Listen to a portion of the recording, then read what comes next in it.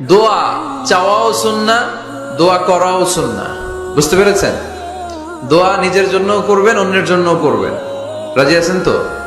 অনেকে বলে, হুজুর আমার দোয়া আমি করব, আমি আরেকজনের জন্য করব কেন? ওনারটা উনি করুক, আমারটা আমি করি। এরকম কথা আছে না? নাই না, অন্যের জন্য দোয়া করবেন, এতে লাভ আছে। আপনি যখন কারোর জন্য দোয়া করেন, ফেরেশতারা আল্লাহর কাছে দোয়া করতে থাকে, আল্লাহ যেই দোয়া সে তার ভাইয়ের জন্য করলো, আগে দোয়াটা তার নিজের জন্য কবুল করে দাও। মা মিন মুসলিম ইয়াদউ লিআখিহিল মুসলিম বিযাহরিল গায়ব ইল্লা ক্বালাল মালাক ওয়ালাকা বিমিসলিন।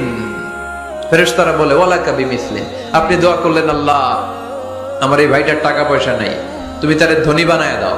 ফেরেশতারা তখন বলে ওয়ালাকা বিমিসলিন, মানে আল্লাহ যিনি দোয়া করতেছে আগে তারে ধনী বানিয়ে দাও। সুবহানাল্লাহ কইতে পারলেন না? আরো জোরে বলেন সুবহানাল্লাহ।